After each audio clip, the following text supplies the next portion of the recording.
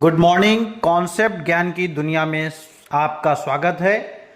अभी तक LT grade GIC और जीआईसी लेक्चरर के पोस्ट के लिए पॉलिटी में हम लोगों ने संवैधानिक विकास पे चर्चा की है। इसमें पिछले दो वीडियोस में हमने ईस्ट इंडिया कंपनी के शासन के दौरान के अधिनियमों पे चर्चा की है। उसके बाद 1857 की क्रांति के बाद ब्रिटिश क्राउन द्वारा लाए गए अधिनियमों पर चर्चा हुई है। पिछले सेशन में हम लोगों ने 1919 भारत शासन अधिनियम पे हम लोगों ने चर्चा की, उस पे हम लोगों ने अध्ययन किया। आज के सेशन में हम लोग 1935 के भारत शासन अधिनियम पर चर्चा करेंगे। जैसा कि एक बार फिर से हम आपको बता देना चाहते हैं कि ईस्ट इंडिया कंपनी भारत में व्यापार करने के लिए वो आई, तो ब्रिटिश सरकार ने ईस्ट इंडिया कंपनी के उत्तरदायित्व के लिए नियम बनाए और 1773 में जब उसने राजस्व वसूलना चालू किया तो ब्रिटिश सरकार ने उसके लिए कुछ नियम बनाए जो 1773 के रेगुलेटिंग एक्ट के नाम से जाने जाते हैं।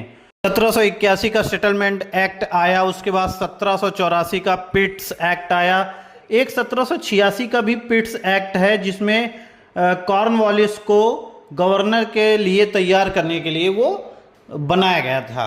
उसके बाद क्रमशः 20-20 साल के अंतराल में बनते रहे। 1793 का, 1813 का, 1833 का, 1853 का। फिर उसके बाद ब्रिटिश क्राउन के द्वारा जब शासन निर्धारित किया गया तो 1858 का, 1861 का, 1892 का भारत परिषद अधिनियम और 1909 और का भारत परिषद अधिनियम। 1919 का भारत शासन अधिनियम के बाद आज इस वीडियो में हम लोग भारत शासन अधिनियम 1935 पे चर्चा करते हैं। भारत सरकार अधिनियम 1935 में ब्रिटिश गवर्नमेंट की अखिल भारतीय संघ बनाने की एक मंशा थी। यानी 1935 के अधिनियम द्वारा सर्वप्रथम भारत में एक संघात्मक सरकार की स्थापना की गई। इस संघ को ब्रिटिश भारतीय प्रांत तथा कुछ भारतीय रियासतें जो संघ में शामिल नहीं होना चाहती थीं उनको मिलाकर बनाया गया, किंतु यह संभव नहीं। कहने का मतलब यह है कि गवर्नमेंट चाहती थी कि यहाँ भारत में एक संघात्मक सरकार बने, अखिल भारतीय संघ की यहाँ पे स्थापना हो। और ये स्थापना जो है अखिल भारतीय संघ जो है ऑल इंडिया फेडरेशन कैसे बन सकता है, तो ये ब्रिटिश भारत के कुछ प्रांत थे और कुछ देसी रियासतें थीं जिनको मिला के इसको बनाना था। लेकिन चूंकि देसी रियासतें जो है वो इसमें शामिल नहीं होना चाहती थीं, तो इसलिए यह संघ कभी बन ही नहीं पाया। नियम में भारतीय संघ के लिए की शक्तियों का कुछ बंटवारा करने के लिए कुछ सूचियां बनाई गई, जैसे कि हमारे संविधान में 7वीं अनुसूची में कुछ सूचियां हैं, जैसे कि संघीय सूची, प्रांतीय सूची, समवर्ती सूची। इसी तरीके से इसमें भी व्यवस्था की गई थी। तो संघीय सूची में यहाँ 59 विषय थे, प्रांतीय सूची में 54 विषय थे और समवर्ती सूची में 36 विषय थे। जैसा आपको पता है कि संघीय सूची जो है वो संघ सरकार की है, केंद्र सरकार के लिए उसमें 59 विषय 59 विषय थे और प्रांत सरकार के लिए प्रांतीय सूची में 54 सब्जेक्ट थे। वहीं पे प्रांतीय और संघीय दोनों की शक्तियों के लिए एक समान रूप से जो सूची थी वो समवर्ती सूची थी जिसमें 36 सब्जेक्ट थे। इसके अलावा कुछ अवशिष्ट शक्तियां थीं जो वायसराय को दी गई थीं, तो उसकी अलग से एक सूची थी, अवशिष्ट शक्तियों में वो शामिल था। इस 1935 भारत सरकार अधिनियम में प्रांतीय व्यवस्था जो है प्रांतीय सरकार के लिए भी व्यवस्था कर दी गई। अब यहाँ पर प्रांतीय सरकार को जो है वो स्वायत्ता दे दी गई, यानी उसको एक प्रकार से फ्रीडम दे दी गई और यहाँ पर द्वैध शासन व्यवस्था समाप्त कर दी गई जो 1919 के अधिनियम में लागू की गई थी। वह द्वैध शासन व्यवस्था यहाँ पर समाप्त कर दी गई और प्रशासन की स्वायत्त इकाइयों का निर्माण किया गया। प्रशासन की जो यहाँ पे स्वायत्त इकाइयों का निर्माण किया गया, जैसे नगर पालिका। प्रांतों की कार्यपालिका का गठन गवर्नर तथा मंत्रिपरिषद के द्वारा होता था। गवर्नर को 3 प्रकार की शक्तियां प्राप्त थीं: विवेकीय शक्तियां, विशिष्ट उत्तरदायित्व की शक्तियां मंत्रिमंडल की सलाह से प्रयुक्त शक्तियाँ। प्रांतीय सूची में शामिल सभी विषयों पर प्रांतीय विधानमंडल को विधि बनाने की शक्ति थी। वे समवर्ती विषयों पर भी विधि बना सकते थे और विधेयक गवर्नर की पूर्व अनुमति से पेश कर सकते थे। यह प्रांतीय सरकार के प्रति था। इसके अलावा प्रांत स्तर पर एक जवाबदेह सरकार का गठन कर दिया गया, जिसमें उसका हेड गवर्नर होता था और गवर्नर मंत्रियों की सलाह से कार्य करता था और मंत्री परिषद प्रांतीय विधायिका के प्रति जवाबदेह उत्तरदायी थे। यह 1937 में यह व्यवस्था लागू की गई। आपको पता है कि यह अधिनियम 1935 में आया था, लेकिन यह प्रांत स्तर पर यह व्यवस्था 1937 में लागू की गई और 1939 तक यह व्यवस्था चली। 1939 में यह व्यवस्था समाप्त कर दी गई, क्योंकि 1939 से द्वितीय विश्व युद्ध की शुरुआत हुई थी। क्योंकि भारत जो है वो ब्रिटिश के अंडर था, इसलिए ब्रिटिश गवर्नमेंट या ब्रिटेन जो है वो इस द्वितीय विश्व युद्ध में शामिल था, जिसकी वजह से भारत को भी शामिल होना पड़ा था। इसलिए यहाँ पर प्रांतीय विधायिका का या प्रांतीय व्यवस्था का जो ये सिस्टम था, ये 1939 में समाप्त कर दिया गया था। इसके साथ ही केंद्र स्तर पर भी एक व्यवस्था की गई, एक प्रकार की सरकार की व्यवस्था की गई, एक प्रकार की शासन की व्यवस्था की गई। केंद्र सरकार में वही द्वैध शासन व्यवस्था लागू की गई जो 1919 में प्रांत पे लागू थी, यानी प्रांतों पे। प्रांत का मतलब है वर्तमान का राज्य और केंद्र का मतलब है संपूर्ण भारत। तो केंद्र पे वही व्यवस्था डायरची द्वैध शासन व्यवस्था को लागू कर दिया गया और यहाँ पर भी कुछ विषयों को बांट दिया गया, जैसे कुछ हस्तांतरित विषय और कुछ आरक्षित विषय। हस्तांतरित विषय को वायसराय मंत्रियों के साथ, मंत्रियों की सलाह के साथ कार्य करते थे हस्तांतरित विषयों पर, और विधायिका के प्रति वो उत्तरदायित्व रहते थे। वहीं आरक्षित विषयों पर वायसराय अपनी कार्यकारी परिषद की सलाह पे कार्य करते थे और यह कार्यकारी परिषद विधायिका के प्रति कोई उत्तरदायी नहीं थी। यानी एक प्रकार से जवाबदेह उत्तरदायित्व सरकार थी, दूसरी तरफ कोई जवाबदेह कोई उत्तरदायी सरकार नहीं थी। तो यह दो प्रकार की द्वैध शासन व्यवस्था लागू कर दी गई थी। आरक्षित विषयों में यहाँ पे प्रतिरक्षा, विदेशी मामले, धार्मिक विषय, जनजाति क्षेत्र सम्मिलित थे, जबकि हस्तांतरित विषयों में इसके अतिरिक्त अन्य सारे आते थे। आपको पता है कि 1919 के भारत शासन अधिनियम के अंतर्गत प्रांतों में द्वैध शासन डायरची की व्यवस्था की गई थी। अब उसी को रिप्लेस करके केंद्र सरकार में इसकी व्यवस्था कर दी गई और प्रांतों में जवाबदेह सरकार की व्यवस्था कर दी गई और द्विसदनीय सदन की व्यवस्था कर दी गई है। जैसे आज के उस वर्तमान समय में देखा जाए विधान परिषद और विधानसभा, इसी तरीके से उस समय भी यहाँ पर विधान परिषद और विधानसभा का गठन किया गया। उच्च सदन विधान परिषद कहलाता था और निम्न सदन विधानसभा, जो कि आज भी यही कार्य करता है। इस अधिनियम में 1919 के अधिनियम का डायरची सिस्टम जैसे कि केंद्र पे स्थापित किया प्रांत से उठा के, उसी तरीके से प्रांत से केंद्र पे डायरची लाया गया और केंद्र से प्रांत पे क्या लाया गया। तो उसके लिए सबसे इम्पोर्टेंट है कि 1919 में केंद्र सरकार में यह व्यवस्था थी कि वहाँ पे द्विसदनीय व्यवस्था थी, जो कि अब विधानसभा और विधान परिषद के रूप में 6 प्रांतों में लाई गई। 6 प्रांतों में कौन कौन से प्रांत हैं? बम्बई, बिहार, बंगाल, असम, मद्रास और संयुक्त प्रांत में यह व्यवस्था लागू की गई। यहाँ केंद्र स्तर पर अगर बात करें तो केंद्र स्तर पर भी 2 सदन की व्यवस्था पहले थी, जिसको विधानसभा और राज्य परिषद कहा जाता था।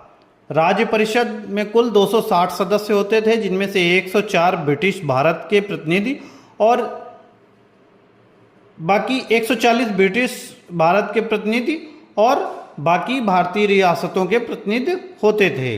राज्य परिषद एक स्थायी संस्था थी जिसके 1/3 सदस्य प्रति दूसरे वर्ष अवकाश लेते थे।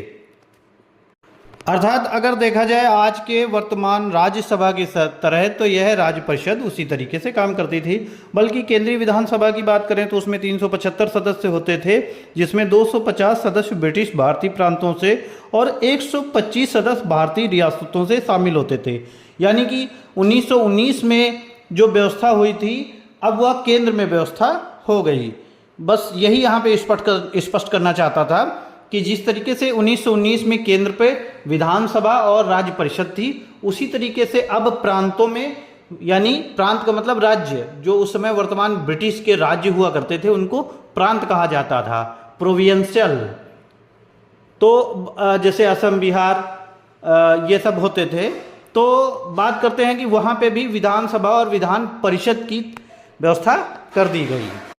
इस संविधान या इस अधिनियम के प्रावधान यह भी किया गया कि यहाँ पर अनुसूचित जाति के यानी एससी के लिए कुछ सीटें आरक्षित कर दी गई, सेम उसी तरीके से जैसे पहले अल्पसंख्यक के लिए। उसके बाद यहाँ पे सिख, पारसी, ईसाई बाकी लोगों के लिए किया गया, उसी तरीके से अब अनुसूचित जातियों के लिए कुछ सीटें आरक्षित कर दी गई, क्योंकि ब्रिटिश सरकार चाहती थी कि इनको बांटना है और इस तरीके से वो नए नए नियम लाके बांटती थी। हालांकि इसको लेके गांधी जी में और अंबेडकर जी में एक समझौता हुआ, चूंकि अंबेडकर जी का अनुसूचित जाति के लोगों के लिए एक पृथक से निर्वाचक मंडल का उनको मांग उनकी हुआ करती थी। तो जब ये चीज़ गांधी जी को पता चली तो गांधी जी ने कहा नहीं है, ये सब हरिजन है, हमारे अपने लोग हैं, भगवान के लोग हैं और इनको भी बराबरी का हिस्सा मिलेगा, लेकिन इनके लिए पृथक से निर्वाचक मंडल की मांग ना हो। तो इस पे गांधी जी और भीमराव अंबेडकर जी के बीच में एक समझौता हुआ, जिसको पूना समझौता, पूना पैक्ट के नाम से जाना जाता है। हालांकि उस समय गांधी जी जेल में थे, लेकिन गांधी जी के बिहाफ पर मदन मोहन मालवीय ने इस समझौते पे हस्ताक्षर किए थे। इसके साथ यहाँ पर इस प्रावधान के तहत, इस अधिनियम के प्रावधान ये भी रहे, यहाँ तक कि इस अधिनियम में यह भी प्रावधान किया गया कि महिलाओं और श्रमिकों के लिए भी एक विशेष प्रकार की व्यवस्था की गई, विशेष प्रतिनिधित्व की व्यवस्था यहाँ पे की गई।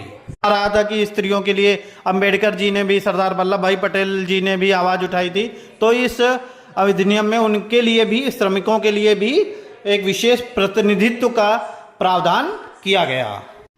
इस अधिनियम में एक प्रावधान यह किया गया कि जो अभी तक भारत सचिव के नाम से ब्रिटेन में एक पद बना हुआ था और उनकी एक कार्यकारी परिषद बनी हुई थी, जो 15 मेंबर की एक काउंसिल हुआ करती थी, जो अपनी सूचना भारत सचिव को देती थी और भारत सचिव उसकी सलाह से कार्य करता था और क्राउन, वहाँ के सम्राट को अपनी सूचना देता था। अब इस कार्यकारी परिषद का गठन कब हुआ था? तो इस कार्यकारी परिषद का गठन 1858 में हुआ था। तो अब इस 1858 की गठित कार्यकारी परिषद का समाप्त कर दिया गया, जबकि वहां पे भारत सचिव का पद बना रहा। इसके अतिरिक्त इस अधिनियम में यह प्रावधान किया गया कि यहाँ पे भारतीय रिजर्व बैंक की स्थापना की गई, यानी अब 1935 के अधिनियम से ही भारत में भारतीय रिजर्व बैंक की स्थापना की गई थी। दूसरा प्रावधान यह रहा कि यहाँ पीपीएससी की व्यवस्था की गई, प्रोविंशियल पब्लिक सर्विस कमीशन की, और कुछ लोगों के लिए यहाँ पर ज्वाइंट पब्लिक सर्विस कमीशन की भी व्यवस्था की गई। यहाँ पर संघीय न्यायालय की स्थापना की गई। संघीय न्यायालय एक 1935 के अधिनियम के तहत यहाँ पे व्यवस्था की गई थी और फेडरल न्यायालय के विरुद्ध अपील प्रिवी काउंसिल में भी की जा सकती थी। संघीय न्यायालय को 3 प्रकार की अधिकारिता प्राप्त थी: प्रारंभिक, प्रारंभिक और अपीली, और अंतिम परामर्शदात्री की। प्रारंभिक अधिकारिता के अंतर्गत संघीय न्यायालय संविधान के उपबंधों का निर्वाचन करता था या उससे संबंधित विवादों का। अपीली अधिकारिता के अंतर्गत संघीय न्यायालय भारत में स्थित सभी उच्च न्यायालयों के विनिश्चयों पे अपीलों की सुनवाई करता था और संघीय न्यायालय को सिविल और दांडिक मामलों में अपीली अधिकारिता नहीं दी जाती थी। वहीं परामर्शदात्री अधिकारिता के अंतर्गत गवर्नर जनरल को विधि एवं तथ्य के किसी विषय पर सलाह देने का अधिकार प्राप्त। संघीय न्यायालय यानी फेडरल कोर्ट की स्थापना 1937 में की गई थी और इनके प्रथम जो जज थे, चीफ जस्टिस, इसके जो जस्टिस थे, तो इनके पहले चीफ जस्टिस का नाम था sir Morris Goyal. Sir Morris Goyal इनके पहले चीफ जस्टिस बने। इस अधिनियम में यह प्रावधान किया गया कि जो आज वर्तमान में भारत के पूर्व का जो देश है, पड़ोसी देश है म्यांमार, उस समय उसको बर्मा कहा जाता था और ब्रिटिश भारत में वह शामिल था, यानी ब्रिटिश भारत में बर्मा शामिल था, उसका एक अंग था। और सरकार जो है ब्रिटिश सरकार जो है उसको चला रही थी, वहाँ पे शासन कर रही थी और इसीलिए उसने अपनी सुविधा के लिए कलकत्ता में राजधानी बना रखी थी, जिससे वो म्यांमार सहित पूरे भारत और सब जगह पे अपनी शासन व्यवस्था देख सकती थी। लेकिन इंडियन नेशनल मूवमेंट की मांग थी कि बर्मा को भारत से अलग किया जाए और अंग्रेज़ों के लिए यह बहुत अच्छी बात थी, उनको सुविधा लग रहा था। तो इसलिए उन्होंने इस 1935 भारत शासन अधिनियम के तहत बर्मा को भारत से अलग कर दिया और दो नए प्रांत भारत में बनाए, एक सिंध प्रांत जो पश्चिम में यानी वर्तमान पाकिस्तान में है और दूसरा उड़ीसा प्रांत जो कि उस समय बंगाल का हिस्सा हुआ करता था। इस अधिनियम के तहत एक नए पद का भी सृजन किया गया, महालेखा परीक्षक के पद का, भारत के महालेखा परीक्षक पद का सृजन किया गया।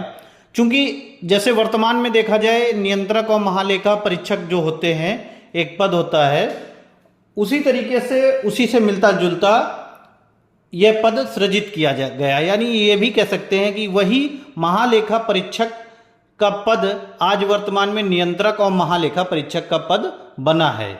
और इसका जब सृजन किया गया और इसके अंतर्गत संघ और प्रांत दोनों क्षेत्र लाए गए, वर्तमान में भी यह केंद्र सरकार और राज्य सरकारों पर नियंत्रण रखता है। भारत में इस 1935 अधिनियम के लिए नेहरू जी ने कहा कि यह अधिनियम यह अनेकों ब्रेकों वाला इंजन रहित गाड़ी के समान का अधिनियम है। वहीं मोहम्मद अली जिन्ना ने कहा यह पूर्णतया सड़ा हुआ, मूल रूप से बुरा और बिल्कुल अस्वीकृत है। तो यह था भारत शासन अधिनियम 1935। अब हम लोग चर्चा करेंगे भारतीय स्वतंत्रता अधिनियम 1947। आइए जानते हैं इसकी पृष्ठभूमि पर चर्चा कर लेते हैं। इस समय ब्रिटेन सरकार के प्रधानमंत्री एटली थे। उन्होंने घोषणा की कि 20 फरवरी 1947 को यह घोषणा की कि 30 जून 1948 तक भारत को स्वतंत्र कर दिया जाएगा। भारत और पाकिस्तान अगर जैसे दो देश बनते हैं तो दोनों को स्वतंत्र कर दिया जाएगा। इस अधिनियम के तहत मुस्लिम लीग द्वारा विभाजन की मांग की जाने लगी और एक अलग मुस्लिम देश पाकिस्तान की मांग ने जोर पकड़ा। इसलिए इस अधिनियम के अनुसार यह भी निश्चित किया गया कि 15 अगस्त 1947 को भारत और पाकिस्तान नामक दो अधिराज्य बनाकर उन्हें सत्ता सौंप दी जाएगी और दोनों अधिराज्यों में एक एक गवर्नर जनरल होगा, जिसकी नियुक्ति उसके मंत्रिमंडल की सलाह से की जाएगी। और यह जो इस अधिनियम के तहत ये जो घोषणा की गई, तो ये घोषणा चूंकि 3 जून को इसका घोषणा किया गया था, तो यह माउंट बेटन योजना के नाम से प्रसिद्ध है या विभाजन योजना के नाम से भी यह प्रसिद्ध है। इसके साथ साथ इसको 3 जून योजना भी कहते हैं, अर्थात दो अलग अलग अधिराज्यों के बंटवारे का जो घोषणा की गई उसको लॉर्ड माउंटबेटन ने लागू कराया था, इसलिए माउंटबेटन योजना के नाम से भी कहा जाता है। इस माउंटबेटन योजना को कांग्रेस और मुस्लिम लीग दोनों के द्वारा स्वीकार कर लिया गया और उसके बाद यह अधिनियम भारत में लागू हुआ। भारतीय स्वतंत्रता अधिनियम जो भारत में लाया गया, यह ब्रिटेन पार्लियामेंट के द्वारा भारत में लाया गया था। तो अभी तक हम देख रहे थे भारत स्वतंत्रता अधिनियम की पृष्ठभूमि, 1947 की पृष्ठभूमि। अब देखेंगे भारतीय स्वतंत्रता अधिनियम 1947 में क्या क्या प्रावधान किए गए। तो इसमें 15 अगस्त 1947 से भारत एक स्वतंत्र और संप्रभु राज्य बनेगा, यह प्रावधान किया गया।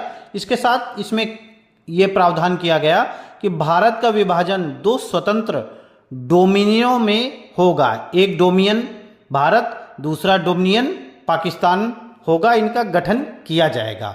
और यह कहा गया कि जब तक ये डोमिनियन जो है अपनी खुद की सरकार नहीं बनाते हैं तब तक यह कॉमनवेल्थ के अंदर ही रहेंगे, क्योंकि ये ब्रिटेन की एक संस्था है कॉमनवेल्थ, तो कॉमनवेल्थ के अंदर ही रहेंगे, उसके सदस्य रहेंगे। लेकिन जैसे ही इन्होंने अपनी सरकार बना ली और अपना संविधान बना लिया, तब यह कॉमनवेल्थ से बाहर हो सकते हैं, स्वतंत्र हो सकते हैं। इस संविधान में यह प्रावधान किया गया कि वायसराय का पद समाप्त कर दिया गया और प्रत्येक डोमिनियन में एक एक गवर्नर जनरल होगा, यह भी प्रावधान किया गया।